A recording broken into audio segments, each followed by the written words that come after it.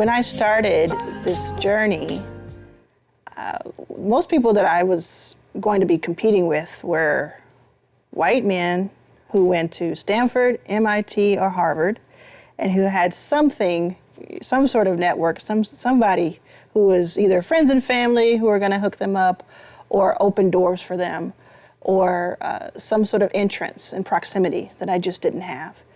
And so early on, I had to figure out, how do I compete with them? How do I go toe-to-toe with them and not necessarily mimic them, not necessarily have to be like them? It was all about looking backwards, looking in my past. I realized that even though I had no money, even though I had very few relationships with anybody who had money, what I did have was a small network that I had built in other industries over time, and I had the ability to add on to that and the desire to add on to that. So it was sort of an intuitiveness and an ingenuity that helped me build more of that network. The cool thing about a network is that it compounds over time. And that means that no matter where you are right now, you can start cultivating a network that today may be a certain value, and over time will be more and more valuable, especially if you treat it well, if you don't go to people only when you need something, and if you start strategizing around, how do I make connections for people? I used to do this all the time, I still do it. Find out what people need in your network and try to match them to their needs. You're not going to get something immediately, and it doesn't matter that you're not getting something immediately. What's going to happen is you're going to build up all of this goodwill, all of this interesting pieces are going to come together, and you are a big part of making some of that happen. And so it may take 3 years for you to see some of that come back to you. It may take even longer than that, but that's not the point. The point is that it grows in value. Your network grows in value over time if you treat it well and if you're strategic. Along the way, you may want to secure allies. You may want to have people who are on your team who can open up doors and provide resources. I found that the best way to secure allies is to do the work yourself. Like, do the thing that you set out to do and make it so that those allies want to come to you. They want to be part of what you're building, not necessarily you chasing them. I learned this, it took me too long to learn that chasing people usually doesn't go well.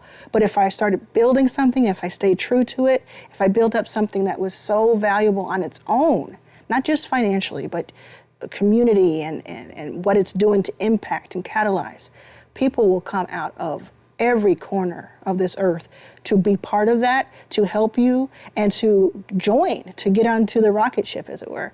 So that's like it's a big hack. And it should be obvious to people, but so many people spend time saying, what can I do to attract other people and do something that, make it exactly cookie cutter so that they want it, because I know that they like this certain thing. Instead of saying, what does my customer want and need? What do my stakeholders need from me? How can I be the best leader possible? And then that attracts what you want to attract. I know that breaking into tech can seem very daunting, especially if you're coming from a city or a town or a place where you don't have a lot of people around you who are working in that same industry or have those same milestones that they want to hit. Tech is really meant for all of us. So one thing to know, incredibly important thing to know, is that you belong wherever you want to be. And it also belongs to you. Right? We're all on this earth together. We all are equal. And there's nobody who deserves something more or less than you. It's yours to take as well. So I think, there's some practical things you can do. You can learn all about different hubs and communities that are out there that are being built. I mean, there are so many more today than there were just a few years ago. And it's growing every day. So you can be part of those. You can start some of those. You can start an email list. You can go meet people and have a monthly lunch or, things like that you want to start building. but also just knowing internally that this belongs to you. This is yours. This part of the world and this part of tech is your corner, is your sliver of it. And it's yours to do with what you want. I think so many of us feel like we're intimidated because it's that imposter syndrome of, am I supposed to be here? Is it okay for me to be here? Is it okay for me to shine? Is it okay for me to be successful? The answer is yes to all of that. You are supposed to be here. You belong here. And, importantly enough, I'm waiting for you. We're all waiting for you. So, get started now so we can all party together.